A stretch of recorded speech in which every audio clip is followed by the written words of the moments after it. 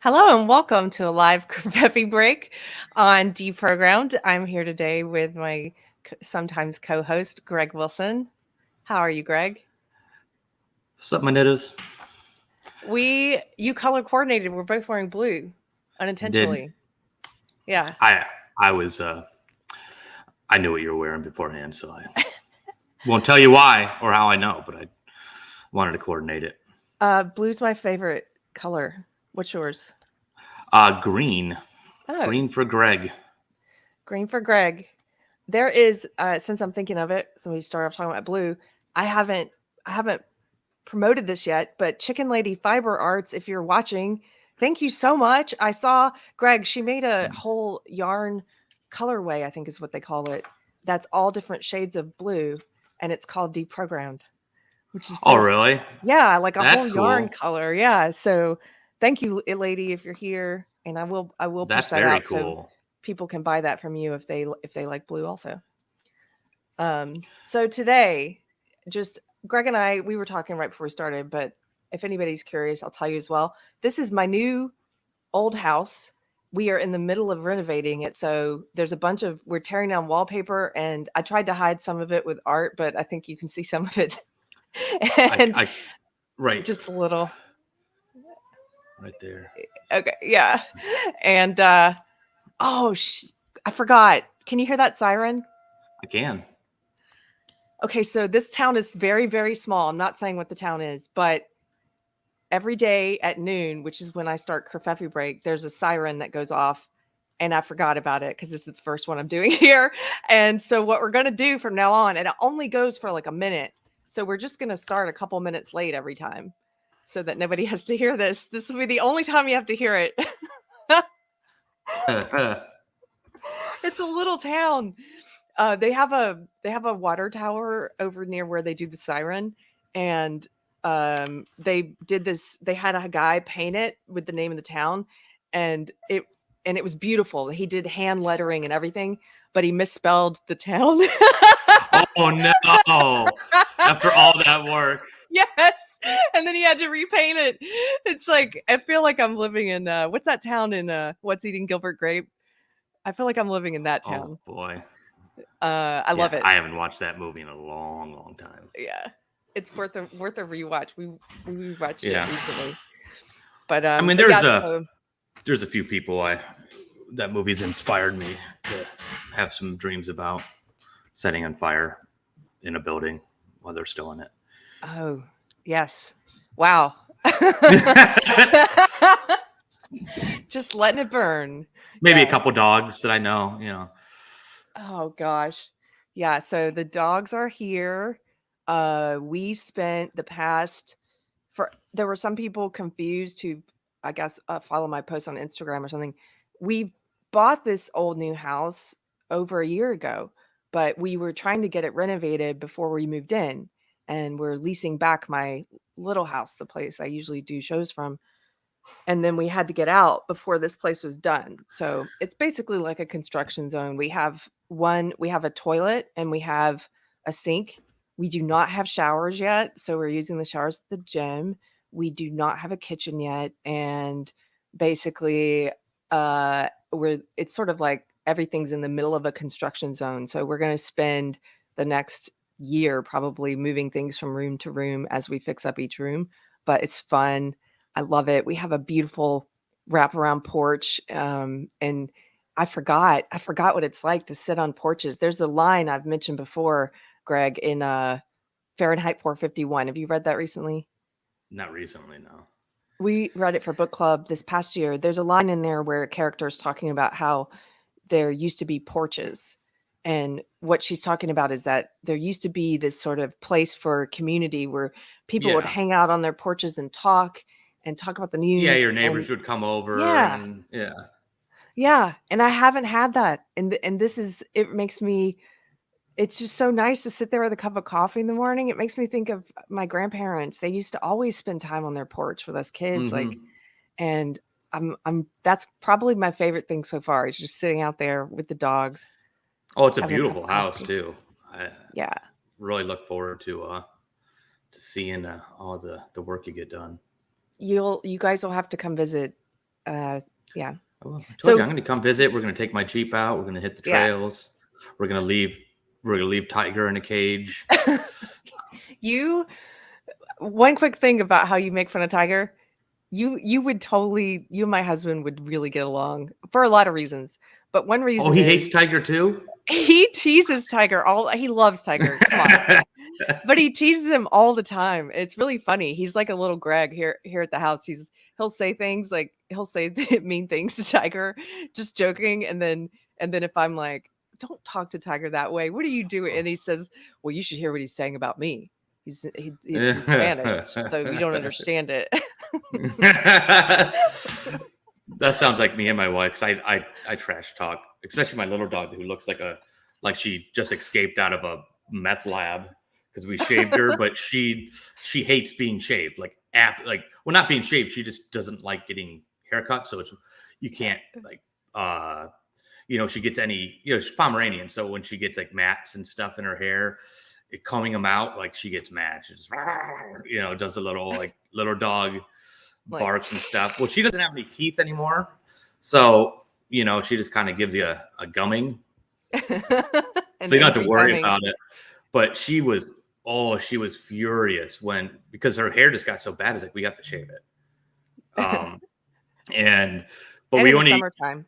Yeah. And it was summertime. We only got so far before it would just she was about to have a heart attack. And so now she's got like little patches and stuff. Wonder if I can get her. Emma, come here. Let me see. Oh, I thought she was Emma. Oh, she must. Oh, Emma. I got a pooch. Maybe she's outside. This is Bella. Maybe we should come running in. She's not mine. She's just been hanging out with me for a week, and she's a little alpha. I mean, let me tell you, the first. Oh, the little dogs. Yeah. She'll put Tiger in his place like that. Good. Yeah. I like this dog already.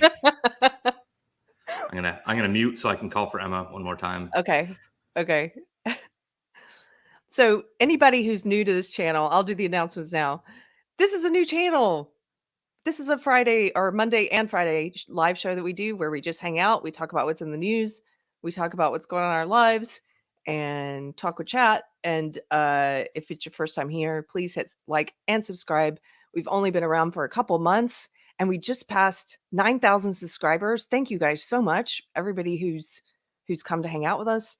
What else? What other announcements? We have a locals. We do have a subscribe star. If you like the show and want to support it, we do have a Patreon. And we're trying to put more content out on locals. We had to reschedule book club again because of my crazy move. We're going to be announcing a new date soon. Amy's helping with that. And here's your little look at dog. This thing.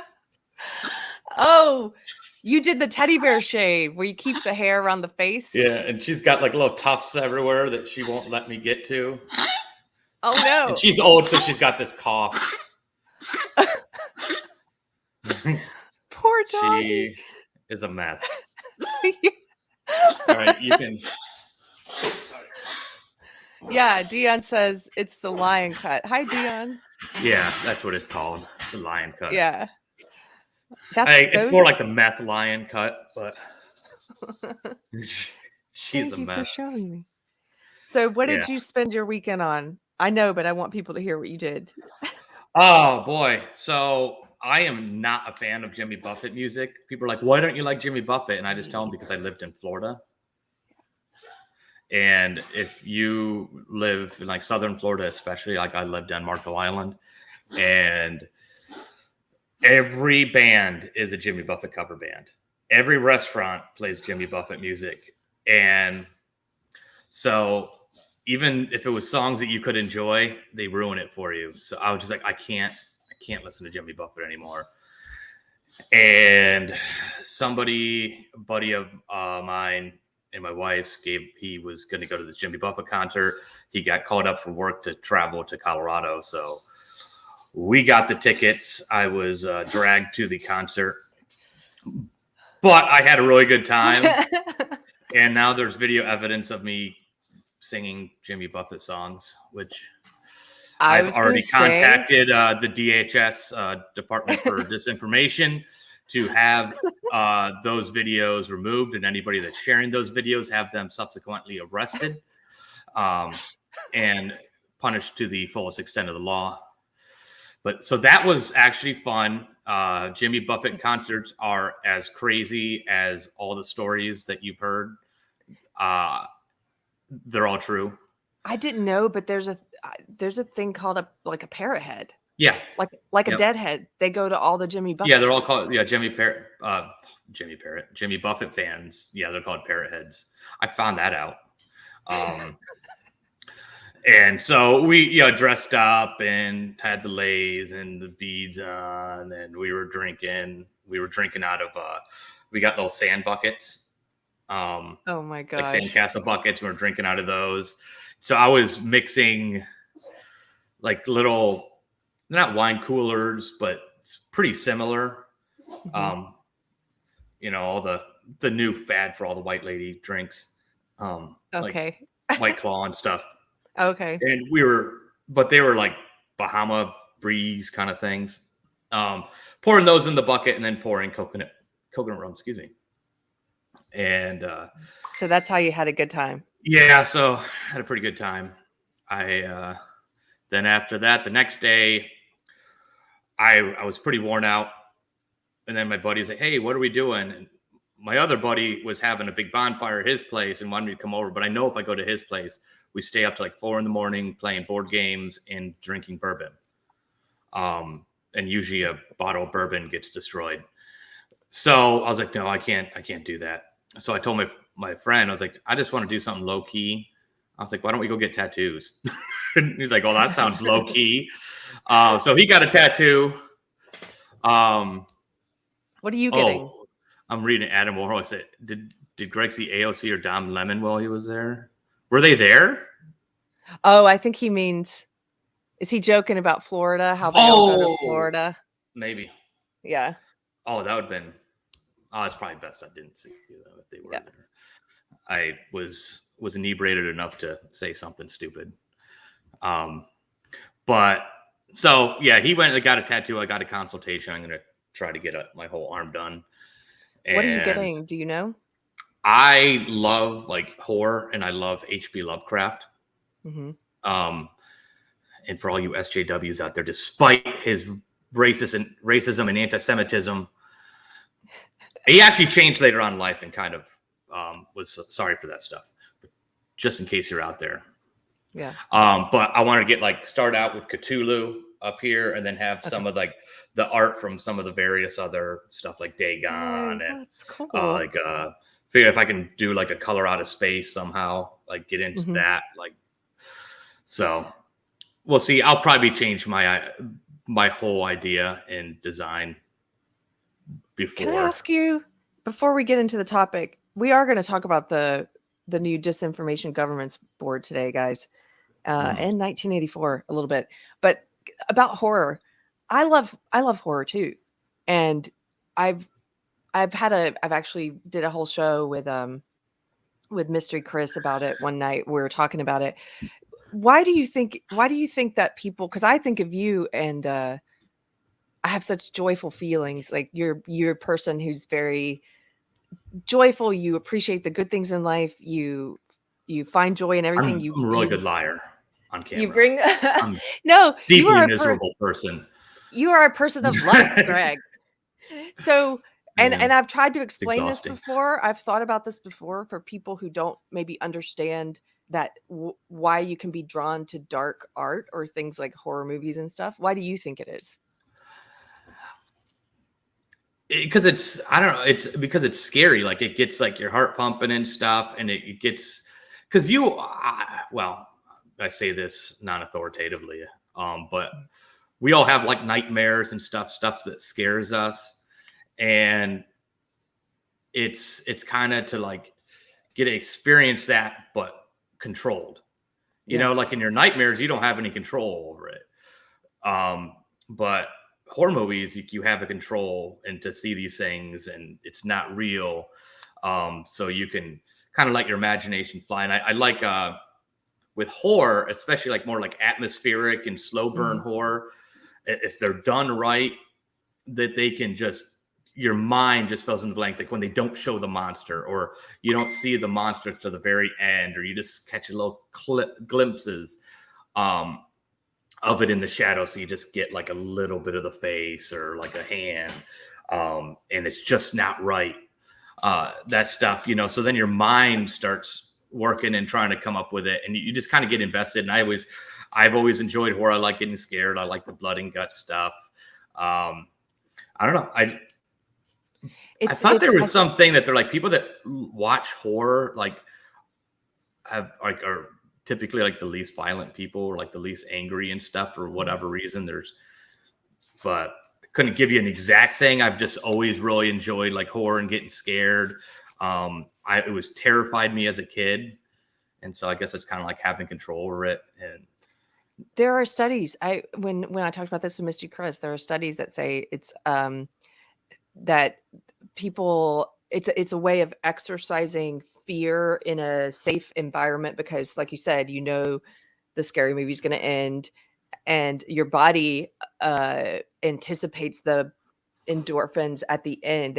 Your body anticipates that the whole climax, and then the ending, and then you have those pleasurable feelings when it's over. And I think there's something to that. And even when you're talking about atmospheric horror, no wonder you like H.P. Lovecraft. Do you also like Edgar Allan Poe? Because I feel like really love Edgar Allan Poe. Yeah, he builds. See, that was a tattoo I would have loved to have done, as all his works. But my friend who taught me how to make knives, he has this amazing Edgar Allan Poe arm, sleeve, and it's art from all the stories, and it's incredible, like how it was all brought in and stuff. It's really cool.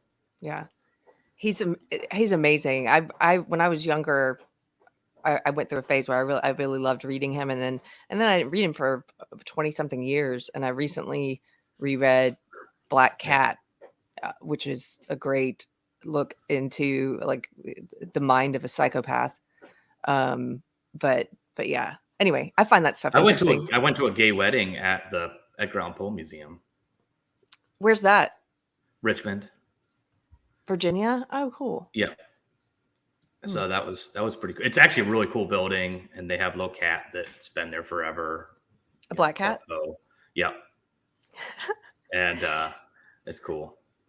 Can you show people? So Greg, for anyone who doesn't know, Greg is a knife maker, and we had a contest to name the live show on Mondays and Fridays, and the winner was the Swill. And we actually changed our mind. We're not renaming the live show. We're going to keep it Kerfefe Break, but we're going to use the Swill's suggestion, which was keep calm and carry on. We're doing a t-shirt design. And so he won the contest. He won a handmade knife, and you have it there. I've only seen a picture of it. I was already supposed to ship it out on Wednesday, but I didn't. So but Jimmy Buffett happened. For the Swill, I'm sorry, I haven't shipped it yet, but you get to see it on camera. So I did it anyways for you. So this is it in its sheath.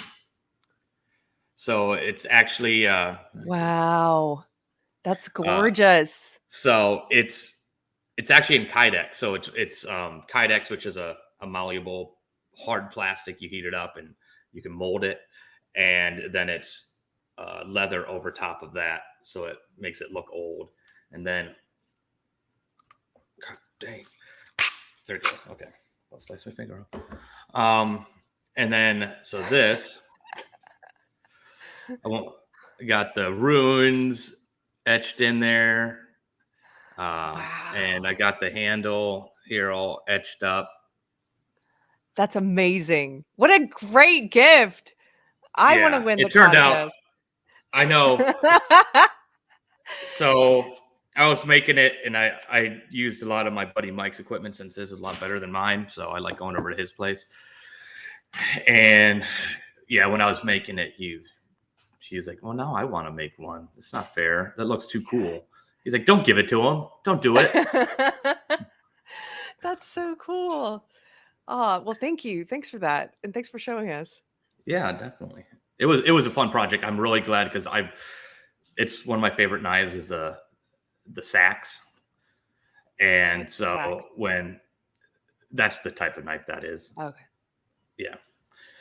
And so when I gave the option to Swill for any type of knife he wanted. So he came back with that. And he's like, well, I really like the Viking sax. I was like, oh, thank God, yes. And so it was a fun project. That's awesome.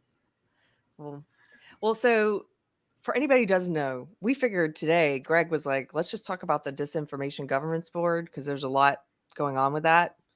And there have been, sometimes I feel like we're repeating ourselves about certain things because, I've said several times, and I know everybody in chat's noticed, the past couple years, you can't help but think of Orwell in so many ways. And so a lot of people have made the comparison that this Disinformation Governance Board is like the Ministry of Truth. They might as well just call it that, from 1984.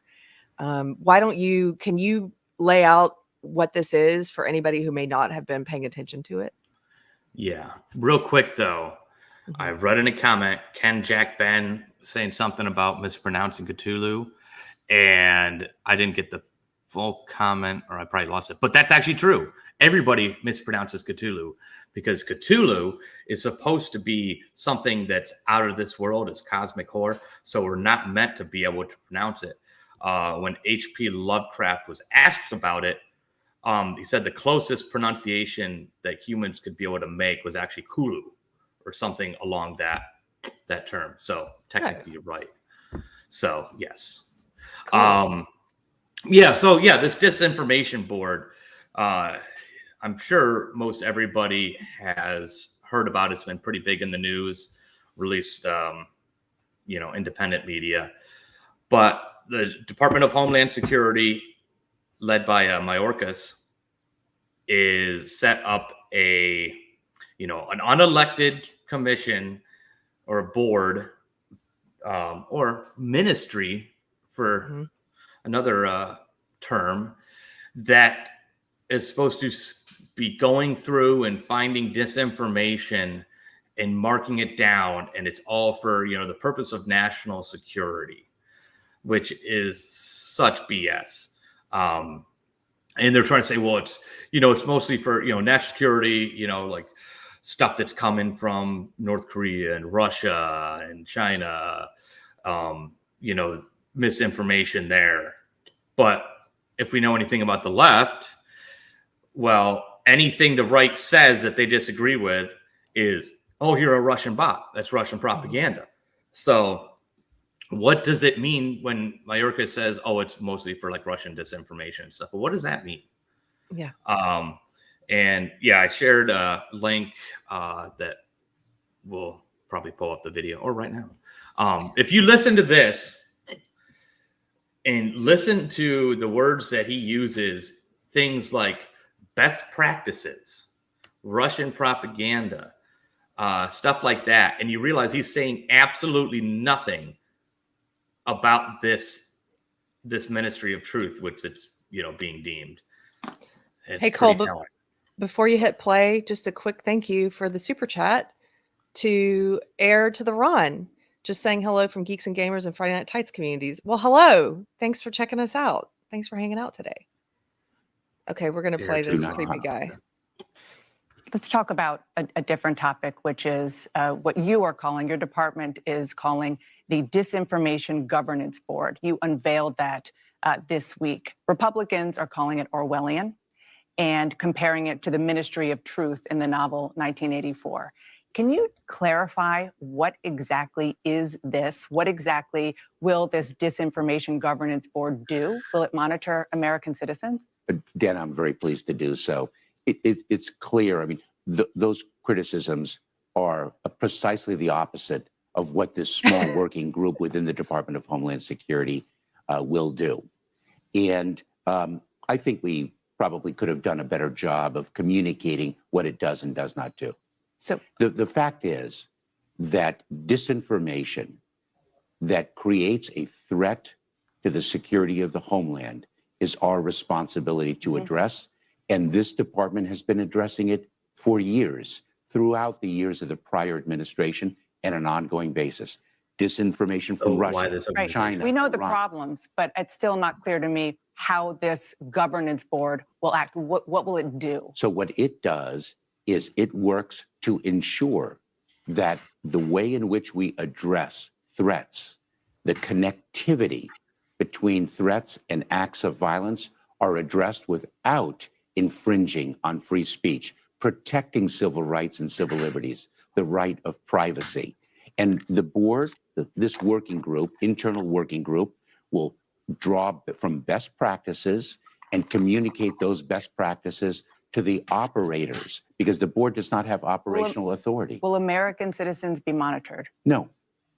Guarantee that. So what we do, we in the Didn't Department answer that of one. Homeland Security don't monitor American citizens. You don't, but will this board change that? No. The board does not have any operational authority or capability. What it will do is gather together best practices in addressing the threat of disinformation from foreign state adversaries, from the cartels, and disseminate those best practices to the operators that have been executing in addressing this threat for years. Republicans are criticizing your decision, the administration's decision to choose Nina Jankowicz to lead this disinformation board. They say she is not somebody who is neutral.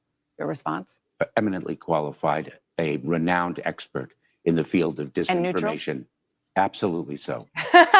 Would you be okay if Donald Trump were president, if he created this disinformation governance board, or if it is in place and he wins again in 2024, that he's in charge of such a thing? I believe that this working group that gathers together best practices, makes sure that our work is coordinated, consistent with those best practices, that we're safeguarding the right of free speech, that we're safeguarding civil liberties, I think is an extraordinarily important endeavor. Before I let you go, I'm sure you have heard that Kevin McCarthy, now the Republican leader who hopes to be Speaker if Republicans take over in November, will consider impeaching you. Your response? I am incredibly proud to work with 250,000 dedicated and talented personnel, and I look forward to continuing to do so. No concern about that? I am not. I am focused on mission and supporting our incredible workforce. Mr. Secretary, thank you for coming in this morning. Thank you. Wow. Let's say a little bit about Jankowicz first, because Okay. she's eminently qualified. So one, she has a connection to, she's worked with the foreign ministry in Ukraine, which is she's a Fulbright fellow. I saw that she's been in one of the news articles about this, said that she has been working with Ukraine to develop a narrative and to fight Russian propaganda. And you know what Ukraine is doing right now, regardless of, you know, where you stand on the matter. Any dissident voices, anybody that has any opposing views to what Ukraine is doing, and there's some really deep element, like there's nuance to a lot of this stuff. But they're on video and they're proud of it, going like arresting senior citizens. There's video of it, them arresting them, going through their Facebook posts and coming in and arresting them. This is the person that's basically connected to this. And you think this doesn't, the timing of this with Twitter, Elon Musk, Ukraine, what's going on there, and basically anything that the right does is Russian propaganda. You don't think that this is what they're wanting to do here? Yeah. I mean, this is 1984. This is Orwell. Yeah. What? So she basically, as people in the chat are pointing out, Nina Jankowicz, who's going to be the head of this Disinformation Governance Board, she poo-pooed the Hunter Biden laptop story. Yes. Right. So, which turned out to be true, even though it was censored. True. It was censored. They took down the New York Post articles about it off of Twitter. They censored news outlets who were trying to cover it. The party did. If we're going to use Orwellian language, the party said, you can't talk about this. And she was one of those people who was calling it disinformation. She also pushed and supported the Russian collusion narrative that Trump was somehow colluding with Russia. Yeah.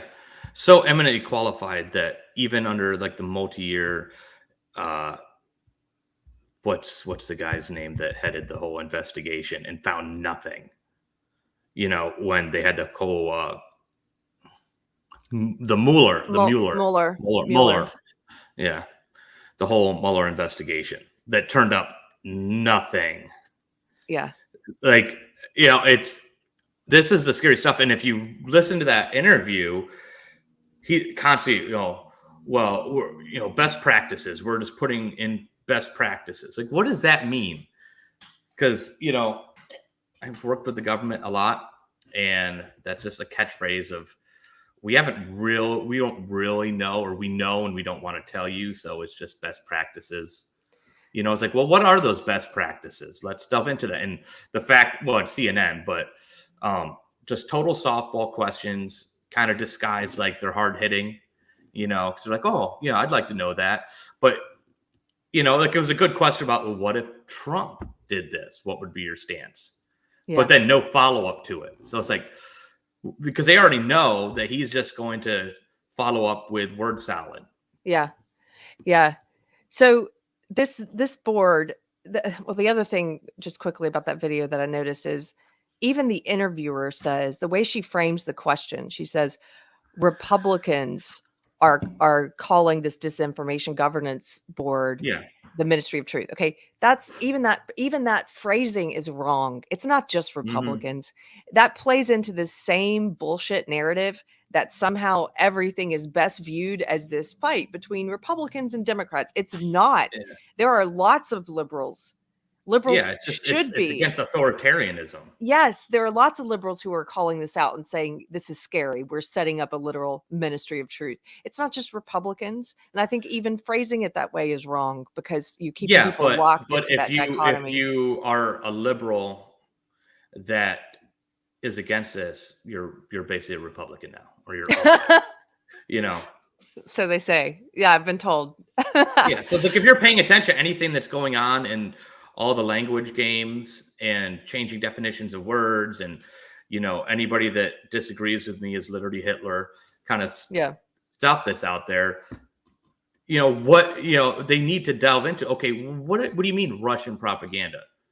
Was Trump winning the 2016 election, was that Russian propaganda that won it for him? Because that was found to be false. Was the dossier, was that Russian propaganda? And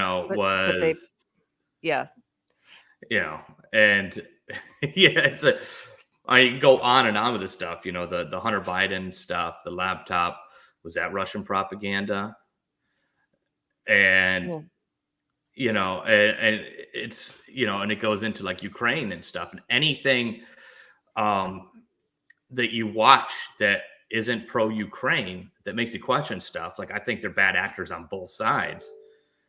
But if you question anything that Ukraine is doing, like Damascus or Donbass or what, I can't remember these weird names, where they've been, for years and years, they've been shelling residential areas. They've been shelling markets and killing people. The Ghost of Kiev, not true.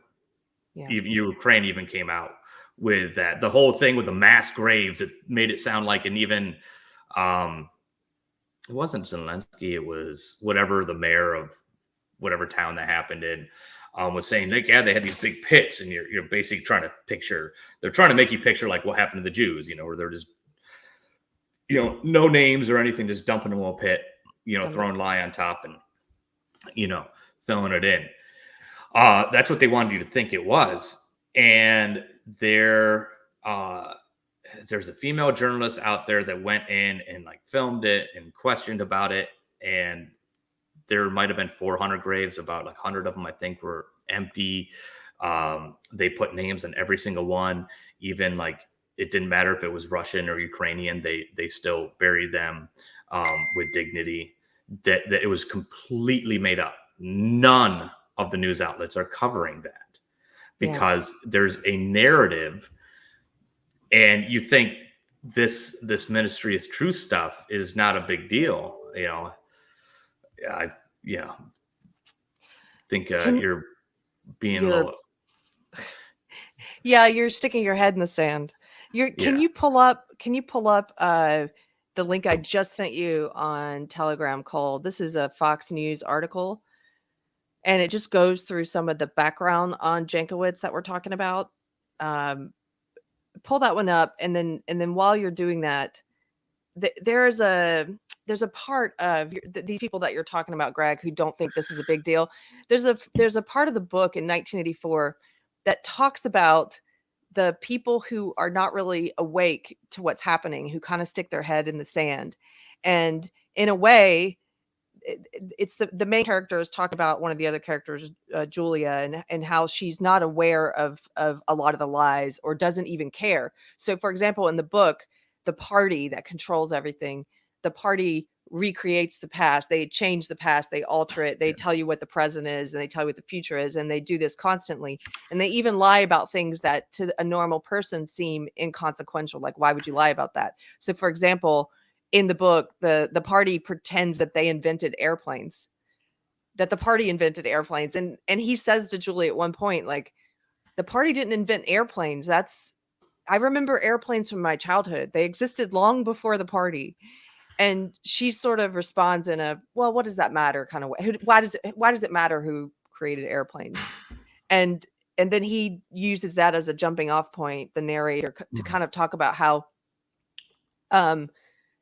it's almost a coping mechanism of sorts to stick your head in the sand, because in that way it is one way to try and remain sane in an insane world, is just to say, I can't get into this. And I know a lot of people who choose that route because I think it is a safer route to be sort of, I just can't look at this, right? Like, I can't go down this route. I can't look at just the magnitude of lies and the magnitude of disinformation. And I can't reconcile living in this crazy world. So I'm going to stay with my head buried. And I think a lot of people do that. That was a bit of a tangent, but there's a whole passage about that in 1984.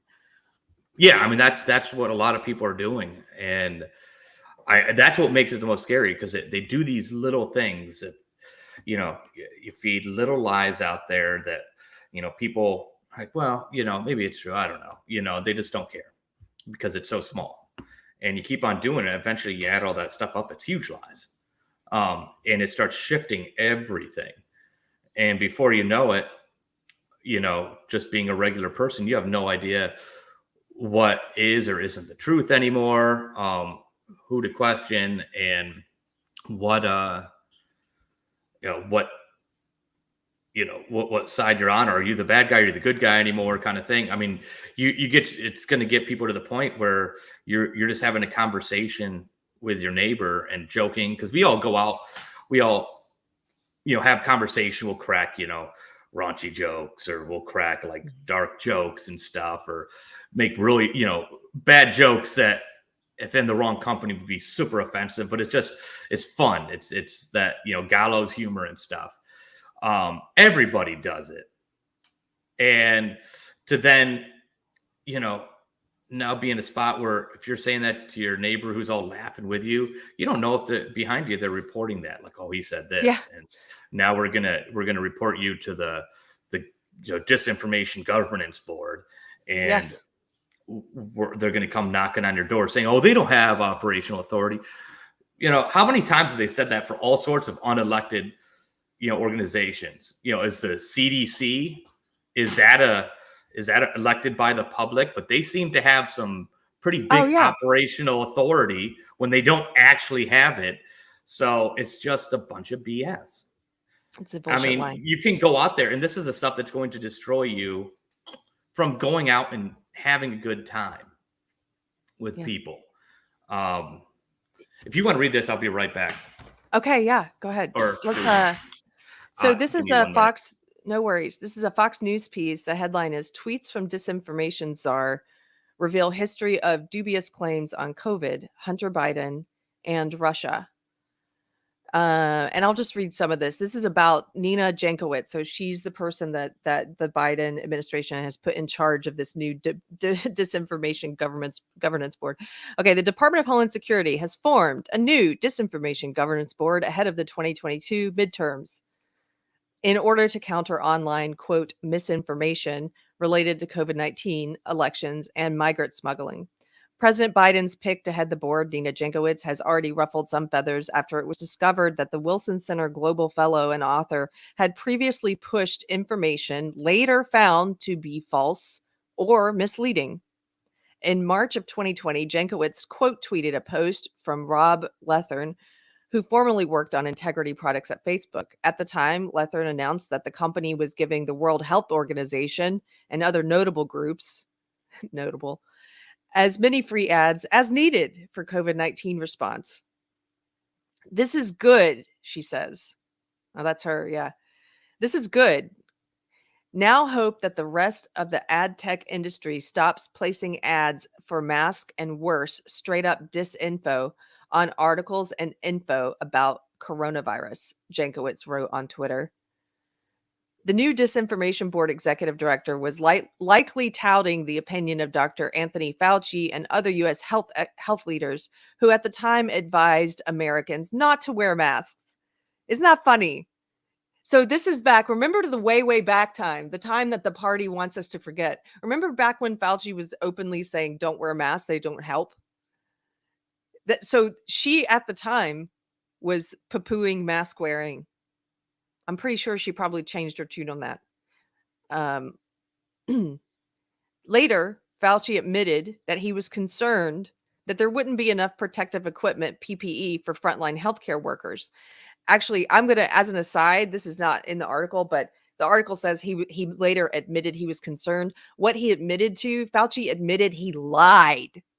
He said he lied. He said, instead of saying, my opinion on mask wearing changed, which I think would have been an acceptable answer. I didn't think we needed to wear them. Then I changed my mind and thought we did. Instead of saying that, he basically said, I always thought we should wear them, but I lied and told the American public not to wear them. And I lied for a good reason. Red flag. I don't care. You just admitted to lying. Like he lied. And so, and also, I don't believe him. I don't even believe that. I don't believe that that's why his opinion changed or that he suddenly changed what he was saying publicly. Because if you look through his personal emails, some of which were leaked, he emailed a friend who was asking him, should I wear a mask or not? Personally, a personal friend. And he told her, no, they don't help. So was he lying to that one friend? Yeah. What was it recently? They had whatever correspondence breakfast or something that he didn't show up to the actual breakfast itself because, he is stating how he's worried, about COVID. But then he shows up to the party afterwards without a mask on and taking pictures of all these people and stuff. Of course he did. These people don't believe this. It's all about power. It's all a bunch of BS. And the thing is, it destroys, if there actually is real credible threats that need to be taken seriously because of actual health risks that are really dangerous. What happens if we have a real pandemic that is truly deadly and they need to get crucial information out? You've lied so many times and you played so many politics with this stuff. You are putting everybody's lives at risk because you are the disinformation. Because people aren't going to trust it, and they're going to go out there and do dangerous things because you might be telling the truth, but it's the boy who cried wolf thing. When it comes down to you actually life actually in danger, nobody's there. Yeah, nobody believes you anymore for good reason. So continuing with this article, the new Disinformation Board executive director was, I already read that part, sorry. The Disinformation Fellow has also repeatedly called into question the legitimacy of the Hunter Biden laptop story. Quote, back on the laptop from hell, apparently, Biden notes 50 former NatSec officials and 5 former CIA heads that believe the laptop is a Russian influence op. Trump says Russia, Russia, Russia. Jankowicz tweeted this in October of 2020. After the tweet resurfaced and drew criticism from conservatives, Jankowicz cast doubt on the controversy by claiming it was, quote, simply a direct quote from the presidential candidates. But a week before her tweet about the debate, Jankowicz said that the laptop should be viewed as a, quote, Trump campaign product during a conversation with the Associated Press. So I think that gives us insight, Greg, into what she is going to call disinformation, which is anything that hurts the party.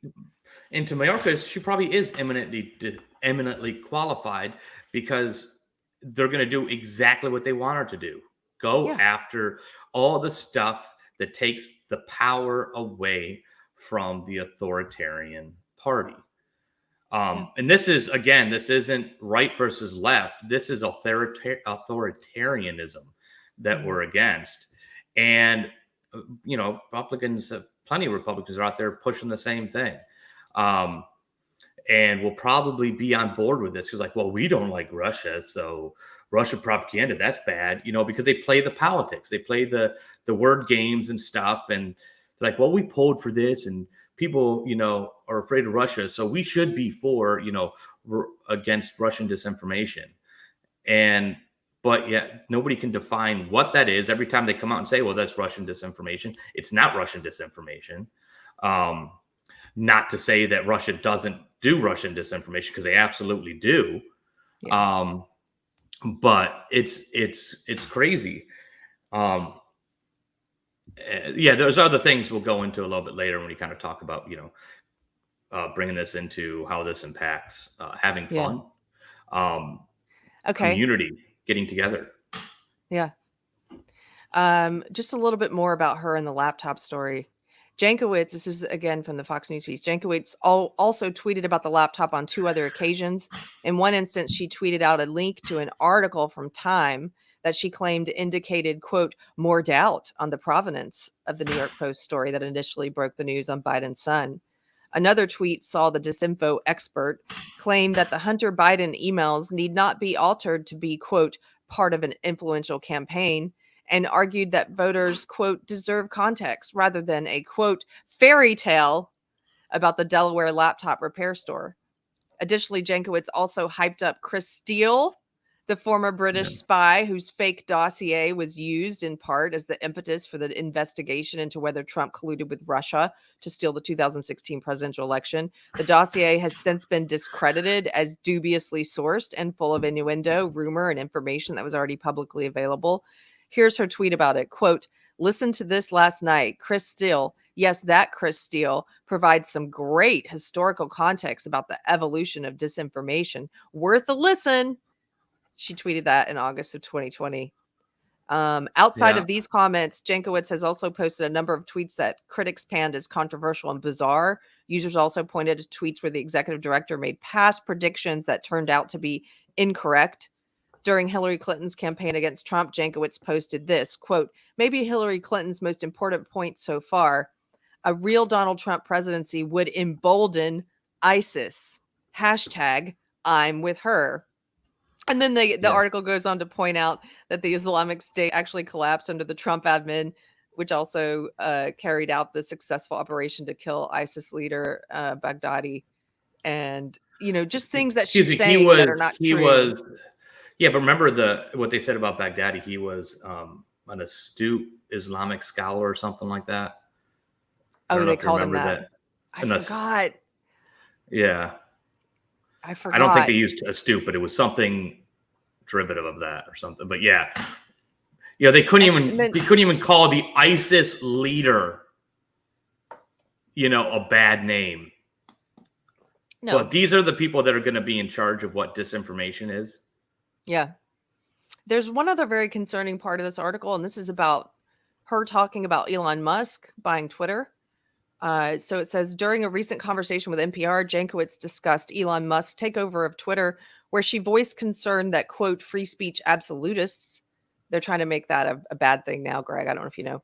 Free speech absolutists would have negative consequences for marginalized communities on social media platforms.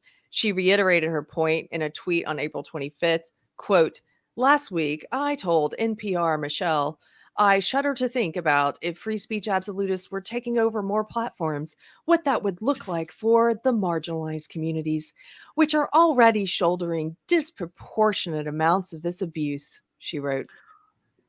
Well, marginalized communities, I'm sure they mean minorities.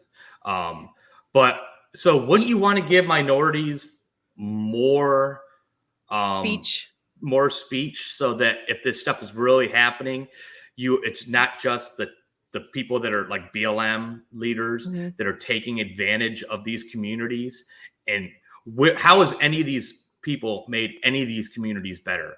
When, yeah, some of these marginalized communities are really suffering, and there's some historical things that happened that were terrible, and it's almost always happened under it's always happened under authoritarian regimes. It's almost always in their Democrat districts that are authoritarian type Democrats. And so these people, the only time they got better was under Trump. Their employment got way better. They were given, voices were given to the minorities within the minorities. Well, I would say the majority within the minorities, but they go to a loud minority within the minority that has a very specific agenda for power and money, and they give them the blue check mark, shut everybody else up, and let them have the platform. You know so what? they're the ones creating disinformation. Yeah, and actually think about what that word marginalized means, because again, these guys are masters of spin, projection, of Darvo, of taking words and giving them meaning that they don't actually have. And if you were really concerned about marginalized communities on Twitter, you know who's a marginalized community? What community gets shadow banned? What community gets down throttled? What community has their replies to other tweets down throttled? That's conservatives, that's wrong what thinkers, president that's was kicked liberals. off? Yes. Yeah, what sitting president was kicked off the platform? Yes, that's a marginalized group. You can show evidence of it. I don't know if you know this, Greg, but in the past week, since Elon Musk bought Twitter, a lot of accounts, like wrong thinker accounts, conservatives and liberals who started getting all sorts of don't toe the followers. line, our accounts started growing.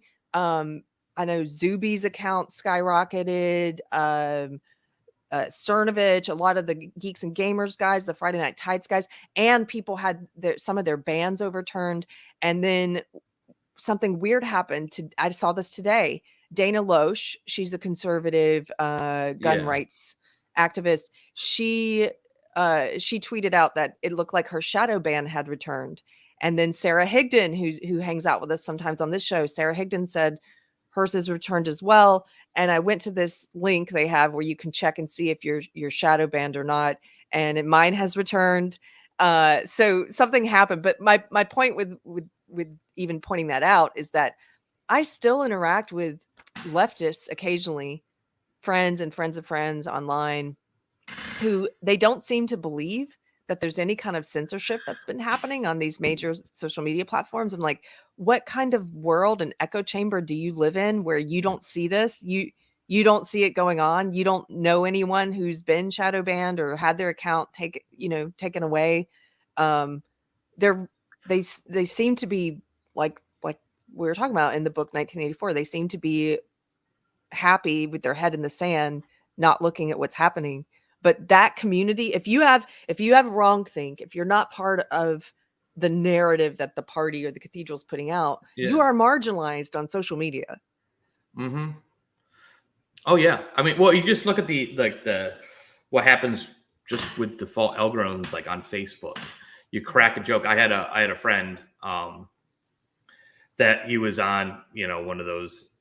I wouldn't say it's exactly shit posting, but it's like a group that people kind of just trash talk each other and joke around. And he just said, "Oh, see, women are crazy," as a joke, and he picked up like a 3-day ban or something. Off it, because there's no context.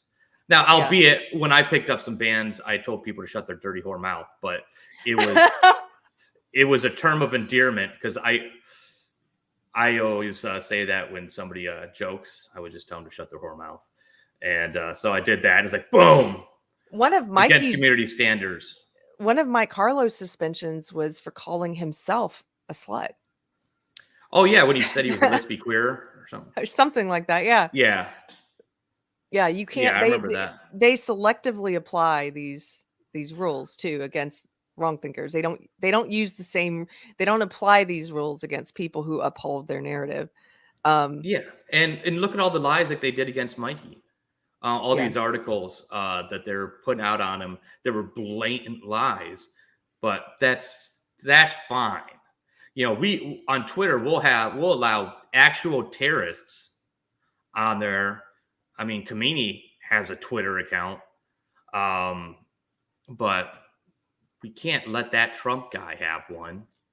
Right. You know, or we can't let that Let's Be Queer Mike Harlow have one. And unfortunately, we have people on the quote unquote right that would go, ban Mike Harlow for other reasons, saying, well, this all needs to be, we're all soldiers of God and we can't allow the gays to have a voice because that's Satan speaking through them and stuff. We had some fun conversations on one of your innocuous Facebook posts about that. Oh, yeah. And it's ridiculous. I mean, authoritarian, no matter where it is wrong. And it puts people where they dig in. You make no progress. You start dividing people against each other. And where people would have simple disagreements and be able to come together, like, hey, having that front porch, inviting your neighbor over. Your neighbor walks by that you guys are of different political ideologies, which I hate ideology, but it works, I guess, as an easy term to use. But you guys just sit on the porch, have a couple beers or a glass of wine or something, or drink your bourbon like I do, and you have nice conversations and disagree. You go home probably disagreeing, but you're like, it was a fun conversation. I like that guy, And now you can't do that. I mean, this stuff is going to it's deliberately going to get in the way of you making friendships with the other side. Yeah. So if I could find it, I'd share it, and maybe I'll share it and you can post it up on your Facebook at some point. So it was a wedding 2 years ago, that it was my cousin's wedding, and they went to Destin. And I wasn't able to make it, but almost everybody else in my family did. And then they went out to Crab Island. It's out by Destin, and you basically, link up all these, Bud links up their boats, I guess. And it's this beautiful, it's not even an island really. It's just like a beach. I was going to ask, really what shallow, is it? just really shallow, beautiful, blue, crystal clear water kind of stuff. Everybody goes out there, gets drunk, links up all their boats, and they all just party together. So they're all out there partying. Ben just got married and stuff. They're all partying the next day in Crab Island. Jamie Foxx shows up. The comedian? The actor, yeah, Jamie Foxx. Oh, actor. Okay, yeah. Yeah, you know what I'm talking about, right? Jamie Foxx, black guy. Yeah.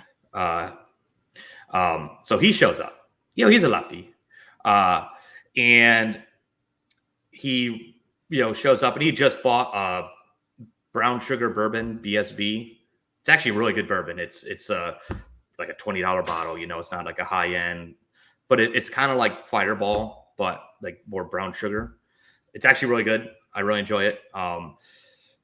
And he shows up, and he's like, walks out in the middle of everybody and just starts partying with them. And literally has an individual conversation with every single person. My family has all sorts of videos of them talking with them. They're out there drinking BSB with each other, all drinking out of the same glass, out of the bottle and stuff. And singing Proud to Be an American, was it Lee Greenwood or whatever song? Yeah. Lee Greenwood. And he's out there singing with them and having a great time. And behind him, you see all the Trump flags and the fuck Joe Biden flags and stuff. And he's like, these are my people. And it's funny because then he did an interview on some podcast where he was, marketing his bourbon. And he was like, yeah, I went out, took all my buddies from San Francisco and went out in this boat, and he was telling the story of it. And at first they're like, yeah, I mean, it's Destin, Florida is trying to describe it. He's like, it's very like Republican. It's a very conservative area of Florida. And they're like, oh, so like a bunch of hillbillies out there. And he's like, no. And he's like, I'm from Texas. These are my people, you know? And he's like, he tells this story and how like all his friends from San Francisco were all freaking out. They're like, what have you got me into? Oh my God, look at all these flags. They're going to hate us. And he's like, these people are nice. Everybody's having a great time. Everybody is loving each other. And he's like, we're missing this. Yes. He's like, this is what being an American is about. This is what it's about. And it was so cool to see that interview like 2 years later or whenever it happened, that he remembered that and it impacted him because it impacted all my family too. That this guy who's, you know, a mega A-list movie star, liberal guy, go out there into a, you know, what he knows already is a big conservative area and has a blast and says like, well, these are my people. I'm from Texas. This is my culture. This is what we do. You know, they're good folks. And they had a great time. And it was just so cool to see somebody that was that down to earth and would just walk out and individually spend time with each person and talk to them. And they all came back. And like my whole family, for the most part, is like pretty big conservative types. And they were all just like blown away. It was so cool. And it was so cool that it was my cousin's wedding that he got to have that experience. Yeah. People, this is, I think you're exactly right, is everything the past few years has been leading us to this point of more division, more hatred, more animosity. Even the way they set up the news stories and this interviewer that we saw earlier, even the way they ask the questions, they try and reinforce this division of, you know, well, Republicans say this and Democrats say this, and none of that matters. We forget that, and we forget that the division is the point. They want us at each other's throats because how much they do. How much can they get away with when we're at each other's throats? Mm-hmm. Well, Teresa said I saw a clip of this. Do you mean like the that interview that I was just talking about? That would be really cool if you did. She probably does. I'm going to pause 1 second to put this up. This is a big super chat. Thank you, Jeffrey Fidley. $50 says, thank you, Carrie. Here's some support for all the connections you've made for me. I was hoping this would make it into the conversation. The Mis, Dis, and Malinformation Bulletin from the DHS on February 7th, Search Mdm CISA, was the precursor to this. Cole, can you search for that? I would like to pull that up. That sounds interesting. February 7th, search for Mdm CISA. But before you do that, can you put up this this next link and I'll start reading through it while you're looking for that. This is something I pulled up, Greg, when you said we were going to talk about this today. And I don't know what this site is, by the way. This is a site called SGT Report. I don't know what it is, but never heard of it. But it's interesting because on their front page, you can't see it here. I'll just tell you, on their front page, they have a big red bulletin and it says, alert, on October 15th, 2020, YouTube terminated both of our SGT Report YouTube channels without warning or cause. Then on October 22nd, Patreon terminated our Patreon page without warning or cause. Yeah, of course. This is censorship in action. Yeah, and what do you need authoritative? I mean, operational authority if you can just reach out. It's not within operational authority to reach out to all these social media platforms, Patreon, Facebook, Twitter, any of them, Instagram or whatever, and even some of these hosts, because websites get taken down. So these various hosts and everything, registrars and such, to report them. And it's coming from the government. So there's instant like intimidation. So they know that they'll get those people gone. They don't need operational authority to do horrible things to people. No, they don't. And this is the censorship in action that we're talking about. It's not new. I just want to highlight it because it just happens to be, well, what is this site? Oh, I don't know, but both of their YouTube channels and their Patreon's been removed. Of course they have. So this is an article that says the headline is, at the beginning of every dictatorship comes a ministry of truth. Joe Biden just unveiled his. We are officially living in Orwell's 1984, in which we've said, yeah, lots of people have made this comparison. So I want to read a little bit of this because I thought they summed it up better than I can. It's very concise. It says, people may be seeing the term Ministry of Truth quite a bit over the next few weeks as the Biden administration, less than a week after Elon Musk purchased Twitter to open it up for free speech, decides to unveil a taxpayer-funded, quote, Disinformation Governance Board, which is the 2022 version of George Orwell's 1984 Ministry of Truth. Dictators are always petrified of open debate, of a free flow of information and discussions as to the merits of any given topic. The need to control any and all information, narratives, and push party propaganda by dictatorships has been part of history. From Mussolini to Hitler, the most important part of their dictatorship was to control the information and punish those that did not toe their propaganda line. And then they have this quote. This is really great. The unique totalitarian project of Italian fascism reposed on a careful balance that required both popular confidence and a level of fear. The ambitions of this project reached not only into government, law, and economics, but also into the minds of Italy's people. This is what you're talking about, Greg. How it gets into our minds and causes us to fear our neighbor, lest we be reported to the officials, right?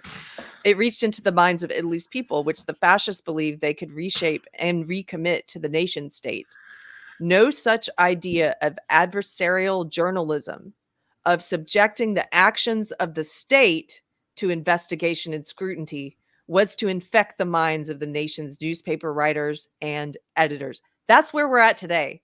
Our media, when Trump called them enemy of the people, he was not wrong. That's one of the things he's right about. They are there to uphold the party, the narrative, the cathedral, whatever you want to call it, the elite. They're there. They do not subject it to scrutiny. They do not subject it to investigation. They actually, when one story that if a story gets through that's damaging to the party, like the Hunter Biden laptop, they will squash it. They will. Then the big social comes in and takes it down. I'll just continue this part. Rather, Mussolini contended that, quote, fascism requires militant journalism. The country's newspapers presenting themselves as a, quote, solid bloc committed to the cause and obscuring and outrightly burying any fact or story antithetical to it, like Biden's laptop. Even more than post-factum censorship, Mussolini favored this kind of proactive steering of the press, hardly subtle, and clearly defining his expectations as both military and civilian leader of the people. In fascist Italy, social and political pressures and the resultant self-policing by the media were at least as important as actual legal prescriptions, probably much more important. Just as Mussolini's example had inspired Hitler and the young nationalist socialist movement, the Nazis' Ministry for Popular Enlightenment and Propaganda, established in 1933, seems to have motivated Mussolini to adopt a newly invigorated approach to censorship. In a sense, then, the fascists were successful in creating, to borrow Orwell's phrase, a new, quote, climate of thought. I'll stop there. I just thought that puts it in historical context, kind of what we're seeing today. Oh, absolutely. That's the thing is you're going to start fearing your neighbor because you don't, because some of these people, a lot of them, and I've experienced this in work, is where these people will be so nice to you. You'll do it. Like they seem great working with them. And, so you kind of spur up a friendship and you'll say little things or you'll be doing work.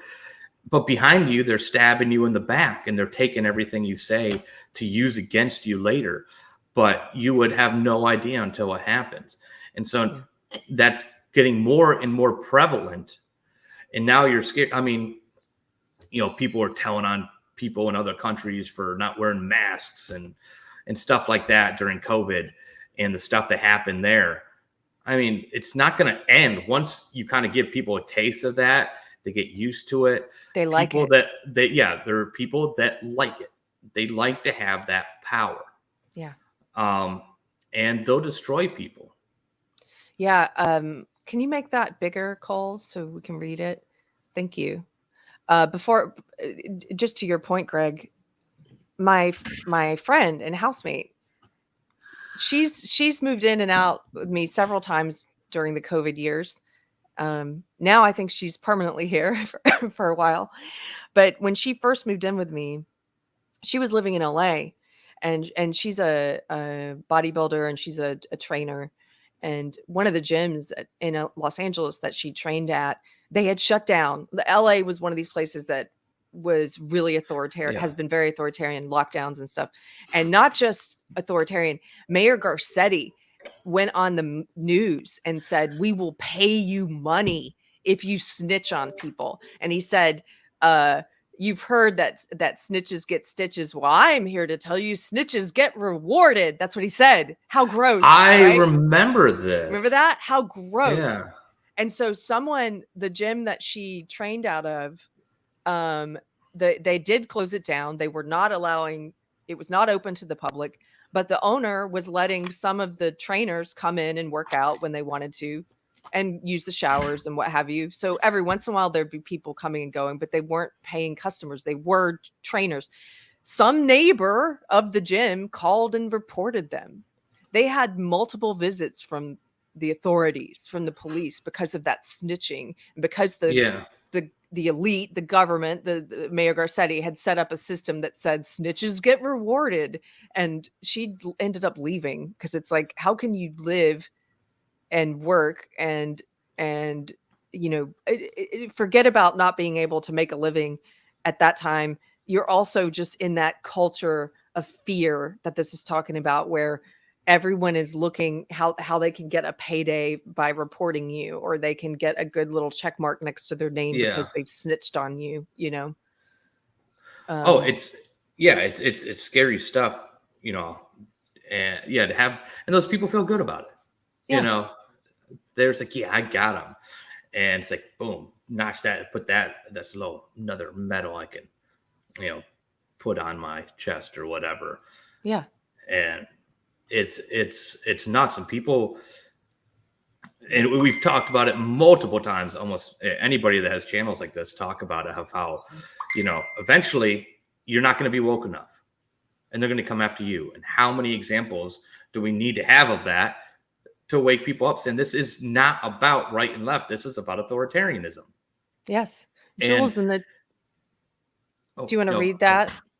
So we were told we were told to snitch on our neighbors breaking lockdown rules in the UK.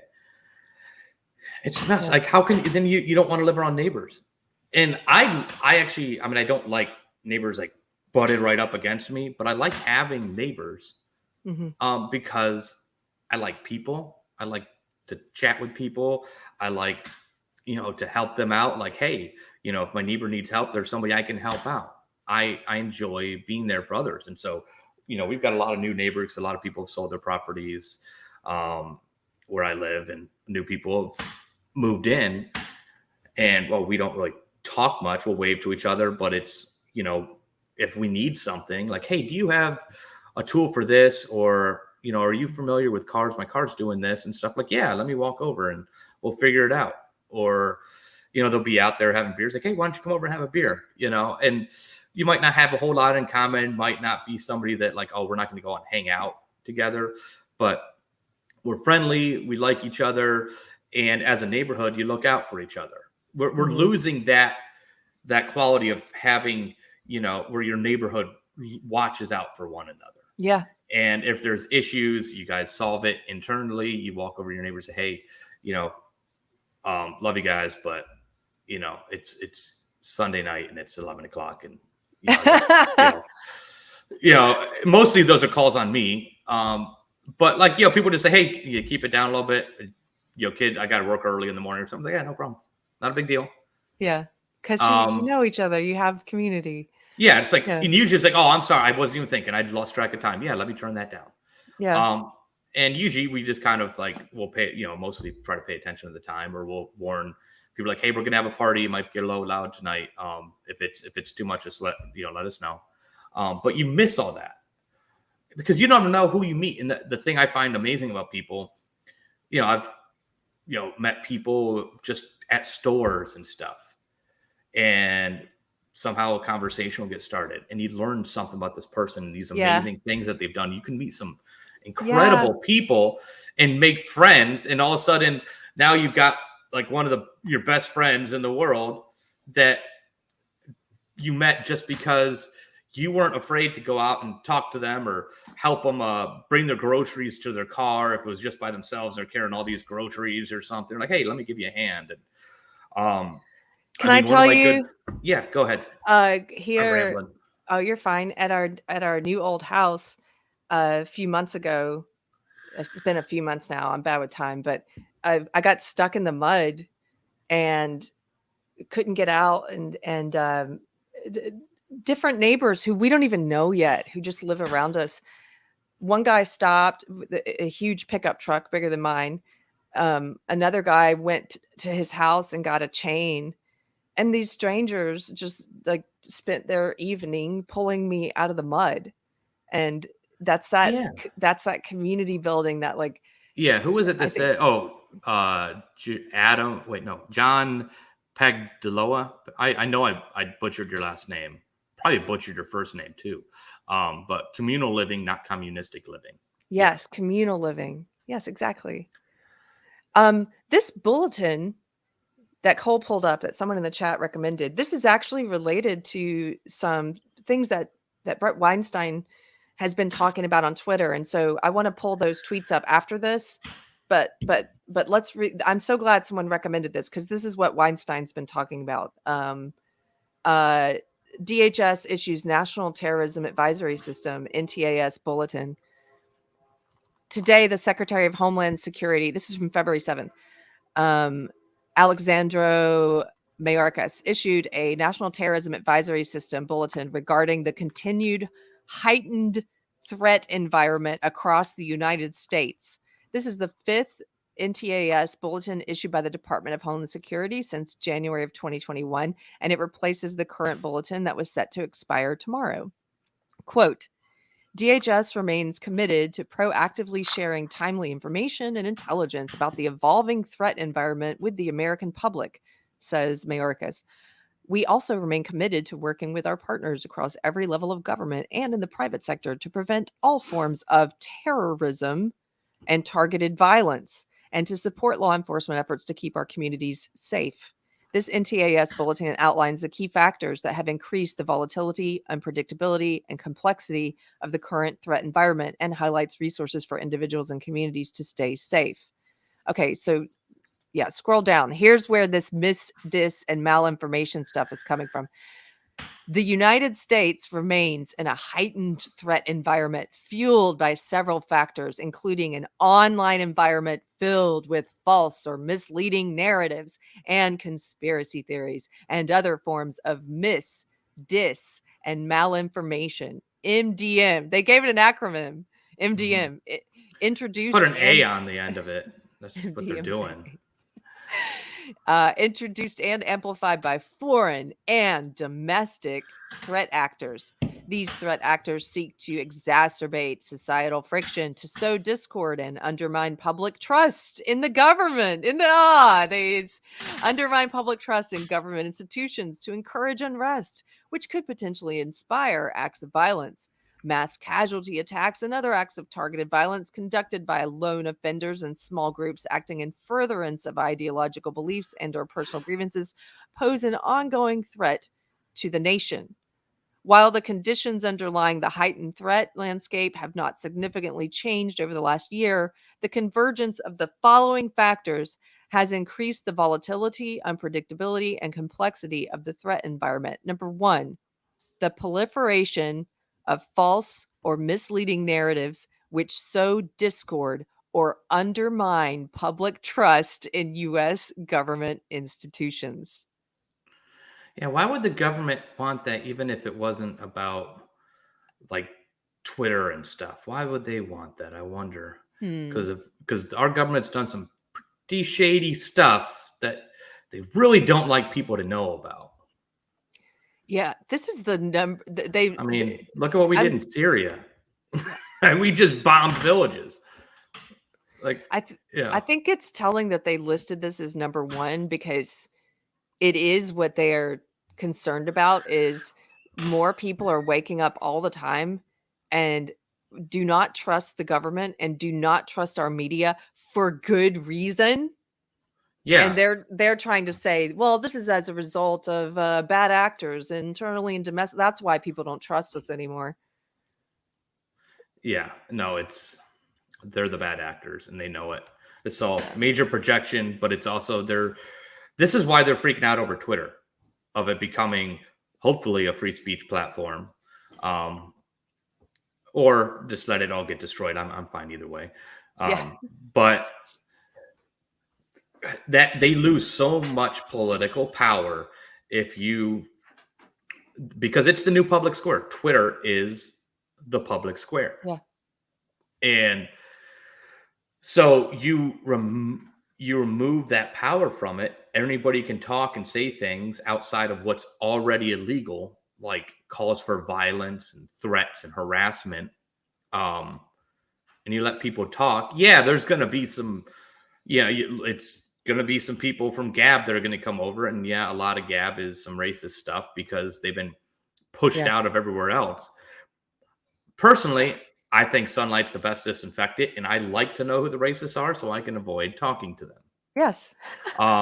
Same. So, but no, now we just relegated them to the shadows, and good things don't happen. What is it? Washington Post. It's like democracy dies In the darkness. And I'm like, well, where are you putting all these people? Yes. Good point. Very good point.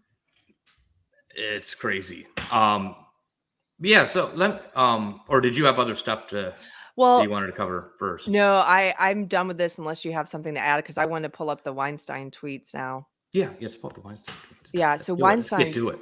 Come on. Let's go. Brett Weinstein talked about this, and I thought he had some very good insight about what's happening. He says, glad to see that people are alarmed by the DHS Ministry of Truth announcement, but let's connect the full set of dots. Recall that, quote, disinformation has been defined by the DHS as terrorism. Mm-hmm. And that's why he's talking about is that February 7th alert. Yeah, and you inch it close, you get it into terrorism, then boom, where you get that authority, operational authority. Yeah. Because terrorism. Sorry. Recall that disinformation has been defined by the DHS as terrorism, giving the executive branch utterly extraordinary powers to fight it. And then he highlights this piece from the DHS.gov summary of terrorism threat to the U.S. homeland. And this is part of what we just read, where they're basically saying that what they're calling MDM, dis, or malinformation, is a form of terrorism. Okay, so keep going down, Cole, because he talks about the repercussions of this, which I think are quite terrifying. He says, once you've been secretly designated a disinformation terrorist, your rights evaporate, and the executive branch has unlimited power over you. You don't even have the right to know that the designation has occurred. See the Patriot Act in the NDAA of 2012. And then he includes a link about that. So this is all very sly. It's all very underhanded way of being able to declare us terrorists if they say we're putting out disinformation. He says, and your ability to avoid being designated a disinformation terrorist isn't even something you can control by sticking to what you believe are well-established facts. Disinformation is not alone in being terrorism. The DHS defines two other categories: misinformation, honest errors, and malinformation, things grounded in truth that cause a distrust of the government. Those are now terrorists too. As an aside, Facebook is, I saw this as, this is happening at Facebook now for the past year. They instituted in one of their they're constantly updating their terms of service.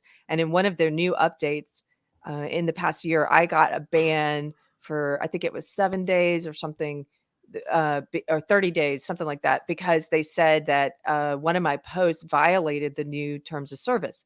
And what I had posted was something factual. I'd posted, it was a study about ivermectin. It was an actual look Yeah. at this study. I didn't even add that much commentary.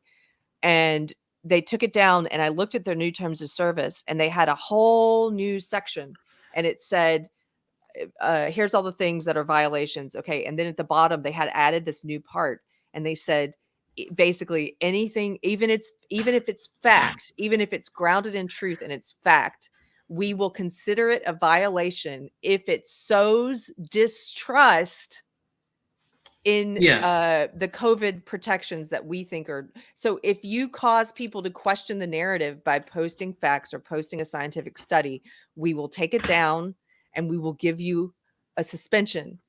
And that's what this is. Brett Weinstein is calling malinformation, things grounded in truth, but cause a distrust of the Notice government. how, and you posted it before those terms of service.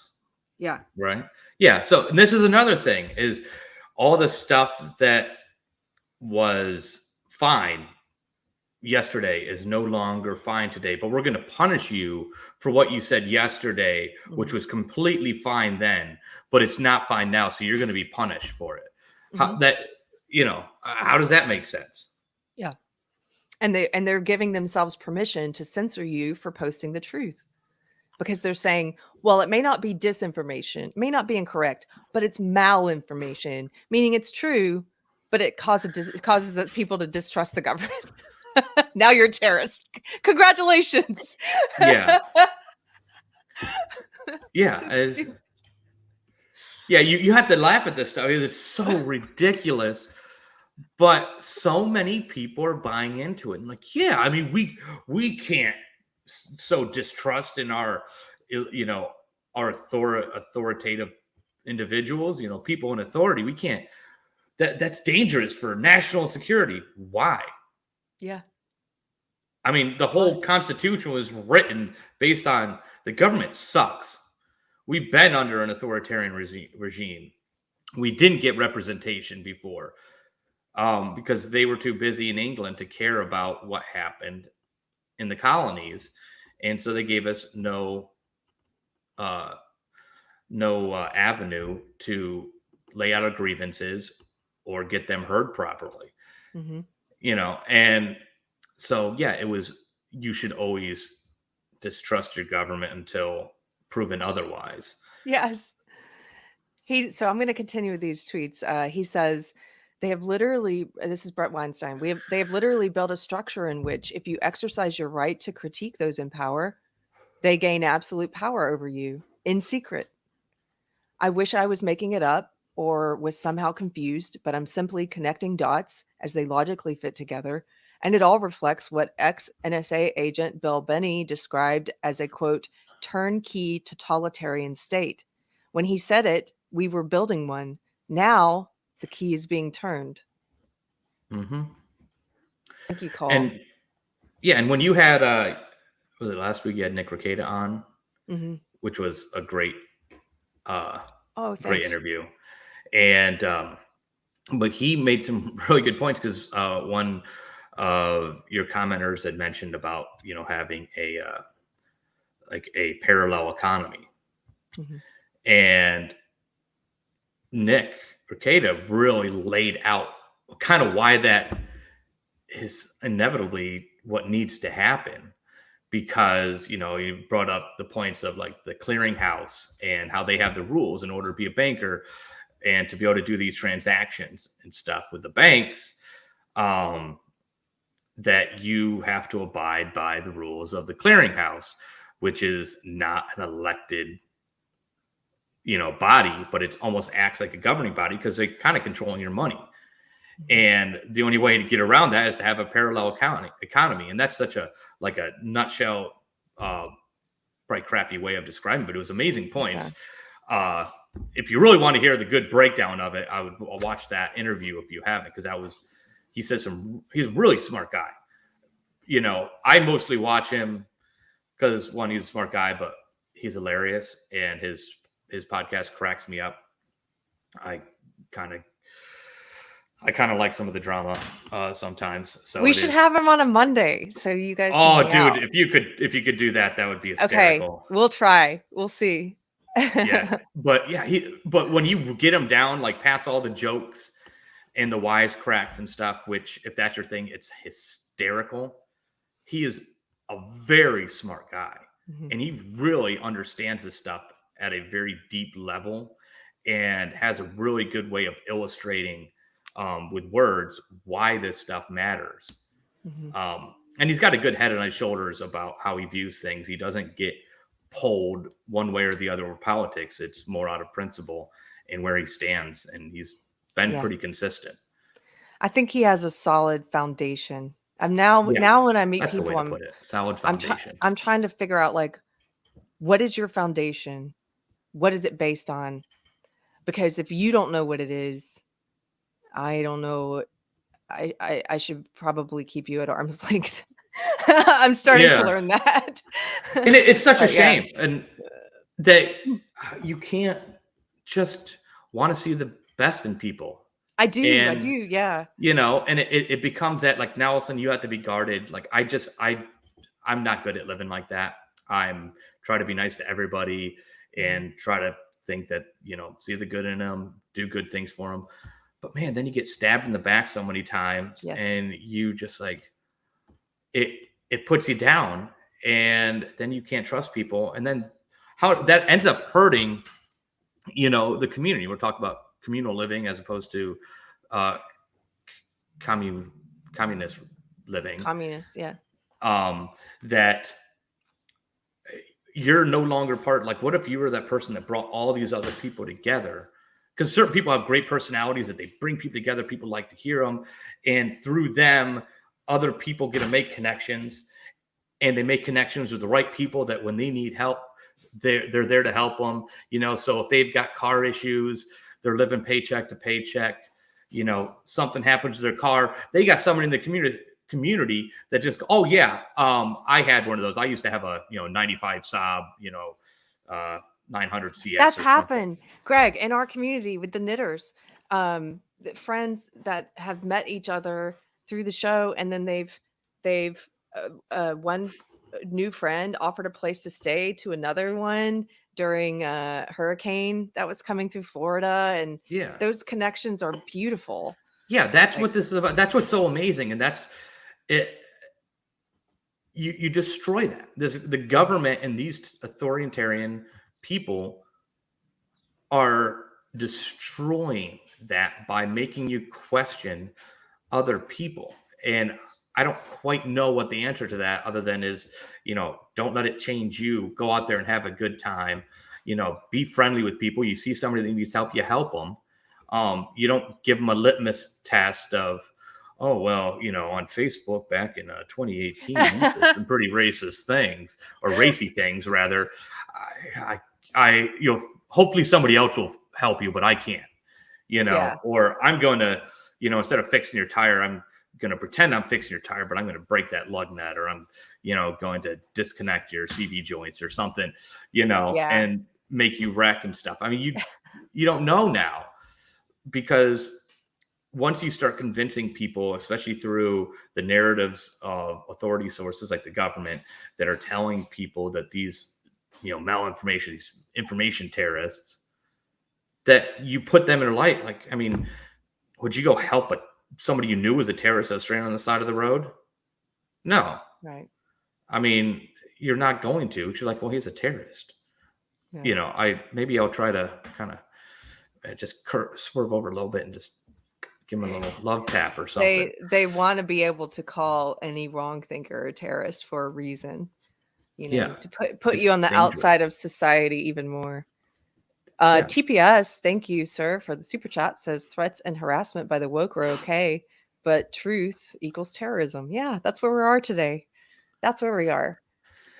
And then Jeffrey Fidley, thank you again, sir.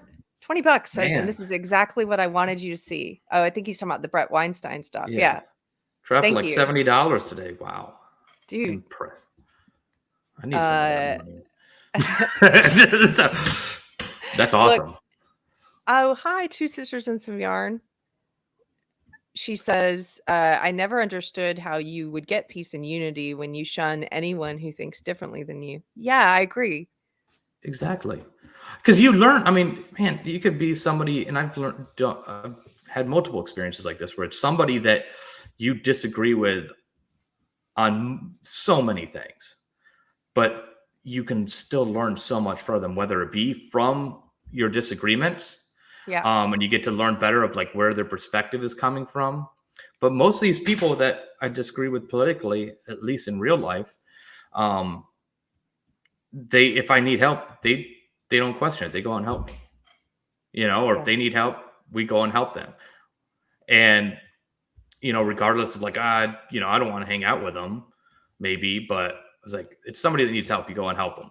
And you end up learning things, or you can find common ground on things, or, they can change your opinion on something for the better. You could change theirs on something for the better. But you don't do that by distancing yourself from people. Yeah. And it's so different than with this fake whole, diversity crap. It's forced diversity. Forced diversity is never diversity. Diversity is just, hey, come on in. But no, that's a great chat. I just have to put this one on screen, Greg. Sonora Baptiste, I hope I'm saying that right. Hello, sir. This is my favorite new Small World connection. Speaking of community building, this guy is a trainer at my local gym. And oh, really? Yeah, and he recognized me one day and asked me, because he recognized me from Friday Night Tights. He watches that show all the time. Isn't that funny? That's pretty cool. My town's pretty small. It's like, what are the chances? Hello, sir. Thanks for being here. That's really cool. Yeah. So now he's your trainer? No, he's just a trainer. Oh, okay. No, I can't cheat on my friend and housemate Tina. She's my trainer. Oh, that's right. Yeah, that's right. she'll always be my trainer. Although she jokes that I put her through the Texas training because I make her. When she first moved in with me the first time during COVID, we built a huge. There's an old abandoned tub at my old house that was in the backyard that the previous owner had left there, a cast iron tub. And so what we did, heavy. we went to Home Depot and we built a bunch of we got a bunch of bricks and brought them and unloaded each brick. And we built a whole beautiful brick like planter around the tub. But then, so she helped me carry all these bricks, load them into the truck, unload them, carry them to the garden, build this thing. And then once we looked at it, we were like, I don't like these bricks. They're small and red. It doesn't look good. So we took all the bricks back. I wouldn't be your friend anymore. I'm just telling you right now. We left took you at Home Depot. All the bricks back from Home Depot, and then we got these bigger white bricks that were cut a different way, and we rebuilt the whole thing. And she's like lugging all these bricks with me, and then that's a friend, and that's my Texas train. My Texas workout is basically doing garden work, and then she also helped me. Oh man, we cleaned all the gutters. We got up on ladders and we repainted the back of the house. Like we've raked and carried probably 20 bags of leaves. One time she helped me with that. And so she was joking that there needs to be some kind of where you sign up to work with a physical trainer, but they just have you do yard work and stuff. I've always kind of had that thought. I was like, man, there needs to be like a way that somebody comes up with like a good workout, like gets all like the groups that you need to hit, like all the muscle groups, but you're actually doing things around your house and actually getting it done. Yes. But there's got to be some way to make that seem enticing. Because like, oh, well, I can actually be productive and I got my workout in for the day. Yeah. Yeah. It's I don't like going to the gym. I'm trying to get my garage cleaned back up so I can put a little gym in my garage so I don't have to work out in front of people. Look at this. Oh, wait. My husband's here, Greg. He says, then your husband helped you tear it down and load your truck this past weekend. What a great guy. Who? Yeah, but those are just your husbandly duties. That's a thankless job. He did. He said, are we really taking that rock garden? I was like, yeah, because Tina and I built the whole thing. We have to take it with us. and we did spend quite a bit of time carrying all those bricks to the back of my truck, and then he's like, at least we don't have to take the tub. I was like, oh no, we're taking the tub. We had to carry He's the like, tub. son of a bitch. Those tubs are so heavy. They're Yeah. so heavy. It's ridiculous how heavy they are. It's Aw. like carrying some of those old CRT TVs. Like, can you help me carry my TV? And we're like, yeah, sure. I'm like, well, it's a 42-inch CRT. And we're like, no, I am not. What does that CRT mean? What's that stand for? Cathode ray something. God, I'm gonna It have was to Google it. Asking me That's okay. questions. I'm trying to never pretend had- like I'm smart until you ask me questions. I just never heard that acronym for a TV. I only know it now for critical race theory. So there's Look another it up. idea along these lines of Cathode ray tubes. That's it. oh, okay. Yeah, those are pretty heavy. They make them pretty lightweight now. Oh yeah, I mean, I can lift. Like I had a 65-inch TV that I bought for like $400, which is ridiculous. Cheap. I mounted that, picked it up myself, and on my wall all by myself. Well. I mean, one, because I'm super strong and in shape, but no, they're way lighter now. Yeah. John. Damn it. I always mispronounce your last name. John Pagliadio. Yeah, I know it's not that. I know it's not that. John Pagliadulio for $20 says, I'm over being called a terrorist and racist. To me, it's like a kindergartner calling me a duty head. Yeah, you get to that point. It's the best place to be, where you just are like, whatever. Yeah. Yeah. Thank you. Like, well, no, you're the racist Nazi. Yeah. Tell my mom I knew. Yeah, it's childish stuff, and you always see like they just come out, they roll out the same words, and it loses all meaning. Then so when it's a real racist, then boy who cried means wolf. nothing. Yeah. Yeah. So I think we should wrap up soon. I'm just kind of shooting the breeze. I'm done with you talking. now. I'm so tired of it. Greg, can I show you this? Can I show you this old phone since you're talking about old TVs? Yeah. Okay. This. And I know how to use those phones. So I'm gonna get this hooked up. Kids, do you want to tell the kids what this is? They don't know. Well, the phone used to work. What do you got? The little dial phones, touch dial phones? Rotary phone, that's it. Yeah, and you got to go to the one number, bring it all the way down, let it go. Go to the next number, bring it all the way down, let it go. Yeah, we used to have one in my, a long time ago when I was a kid, but we had it. And it was like, or change it, the old television, you have to change the channel on the knob, and you get past it, you have to turn it all the way around to get, so if you get one number past, dang it, I can't go back, I have to turn it all the way around again. Yeah. I love these old things. I miss them. So we were like, yeah, we should get a wired connection and just have a real phone and maybe get yes, Dion says they were indestructible. Yeah, these phones, you could drop this, it's fine. They're all and then the kitchen one, we had one in our kitchen. They're like Nokias. Yeah, they would have a long cord, so you could go to all the rooms in the house while you were on the phone. And you have you on your cord, you get the little swirls, and you have the long one that's where it hit around the corner and constantly got pulled. Yes. So that curl would get pushed up. Yeah. There's 25-foot cables, and then it'd all curl up, and you get this ball when you try to pull the phone, and you're crap, and you pull the whole thing off the hook because their whole ball is stuck together. Yeah. Good times. There's this one comedian I worked with a little bit named John Roberts. He does the voice on Bob's Burgers for the mom. He does the mom's voice. Yeah. Really? And he I like Bob's Burgers. I do too. I like John a lot. He's probably very woke now, but anyway, he's great with voices, and he used to do this impression. I think it's probably still on YouTube. He did a video called The Phone Call. And it was him. He used to play his mom. That's how he got that role in Bob's Burger. He would wear a wig, and he would play a character that was loosely based on his mom. And in The Phone Call, it's just a YouTube video where he's playing his mom. He's wearing like a bathrobe or something, and he's got the big wig, the big hair, and he's on a rotary phone like that. And it's that scene that everyone just remembers from childhood.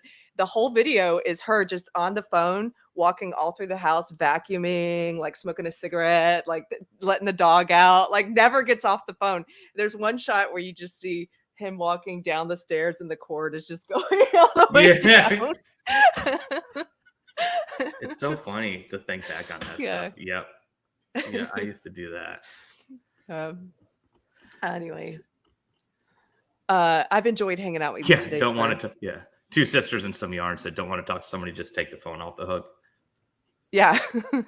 Or you could do it like you could like put some tape, you know, to bunch it up, you know, so you could have it look like it was on but off the hook, so it didn't look like your parents wouldn't know that you had taken it off the hook or whatever. Yeah. You come up with all sorts of stuff. Well, you have to come visit us once we get this place fixed up. Yes. Yeah, we'll ride in Jeeps. You can show me how to make a knife, maybe not. I don't have all the equipment. Definitely. You don't need that much equipment. Technically you can do it with, you know, just regular, you know, metal cutting handsaw, like a little jigsaw, I think is what you call them. And, you know, some files to file in the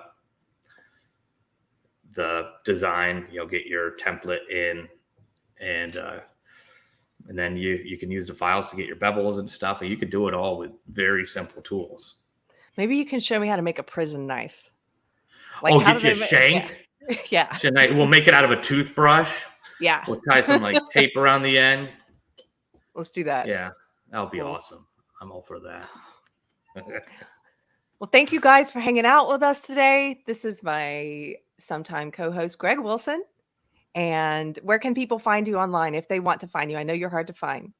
The 3 creators page is still there, so you can message that, or, you know, you can find me on my Facebook page. It's just my personal Facebook page. You'll see a picture of my beautiful mug, and you can, you know, shoot me a friend's request or something. If you shoot me a message, I'll get it, but it's weird how Facebook sends messages that from people that aren't in your friends list. It goes into like a separate bucket. Yes. And I am notorious for not checking that bucket until like a week later, because some folks sent me messages and I didn't see it till later. But what's her? I can't remember her name. I have to look it up on Facebook. But, you know, she sent me pictures of a really cool bench that was like Jeep parts and stuff, I believe. And she got it at Chris Cooley's old art studio in, I believe it was in Richmond or somewhere in Northern Virginia. He was a Redskins. Oh, okay. He was and that was really cool to see that. That's awesome. There's a place in out here in Texas when you come visit. If you go to Hill Country, like that's where all the wine stuff is, and it's just beautiful out in Hill Country. And there's one place called the Wine Garage, which has a lot of old. It's a winery, but they have a lot of old cars, and they take those old, maybe Jeep parts, I don't know, but they take old the backs of trucks and they make benches and stuff out of them too, like reuse, recycle all that old automotive stuff, which is pretty cool. So yeah. Anyway, we should That's visit cool. there. Oh yeah, definitely. Okay, thank you guys for hanging out. I'm gonna hold you to getting Nick Rekieta on Monday with me. I'm gonna try. We're gonna try. If you guys are fans of Nick Rekieta, tell him to come hang out with us on a Monday show. So you can like and subscribe if it's your first time here. This is a live show we do Mondays and Fridays, just hanging out, talking about what's in the news. We do have a Subscribe Star and a Locals and a Patreon and all the things. We have a book club. We postponed it because I was moving. We're still reading that dreaded freaking Fauci book. You have time to get it and join us. And we'll see you later. Thanks, Greg. Thank you. Cool. And now's the awkward moment where I pull up the video. There we go.